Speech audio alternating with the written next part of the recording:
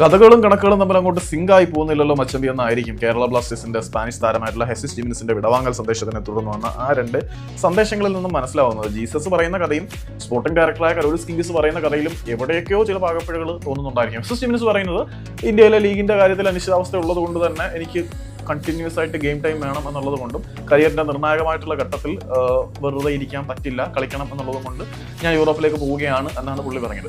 അതിനെക്കുറിച്ച് നമ്മൾ already video ചെയ്തിട്ടുണ്ട്, അതുകൊണ്ടാണ് ഞാൻ പിന്നെ അത് ഇലാബറേറ്റ് ചെയ്ത് വിവരിക്കാൻ നിൽക്കാത്തത്. പിന്നെ കരോലിസ് കിംഗിസ് പറയുന്നതെന്ന് പറഞ്ഞാൽ കേരള ബ്ലാസ്റ്റേഴ്സ് എന്ന ഫുട്ബോൾ ക്ലബ്ബിൽ ഹെസിസ് ജിമിനസ് എന്ന താരം വളരെ മികച്ചൊരു പ്രൊഫഷണൽ ആയിരുന്നു. പക്ഷേ അദ്ദേഹത്തിന് കരിയറിൽ കുറച്ചുകൂടി മുന്നേറാനുള്ള ഒരു അവസരം വന്നിരിക്കുന്ന സാഹചര്യത്തിൽ, അതായത് യൂറോപ്പിലെ ഒരു ടോപ്പ് ഡിവിഷൻ ക്ലബ്ബിൽ നിന്നും അദ്ദേഹത്തിന് ഓഫർ വന്ന സാഹചര്യത്തിൽ അദ്ദേഹത്തിന്റെ ഫാമിലിക്കും കരിയറിനും എല്ലാം നല്ലത് അങ്ങോട്ട് പോകുന്നതായിരുന്നു. അതുകൊണ്ട് ഞങ്ങൾ താരത്തിനെ അങ്ങോട്ട് അയക്കുന്നു എന്നാണ് കരോലിസ് കിംഗിസ് പറഞ്ഞത്. പിന്നെ ആസ് യൂഷ്വൽ ക്ലീഷേ സാധനങ്ങളാണ് പറഞ്ഞിട്ടുള്ളത്.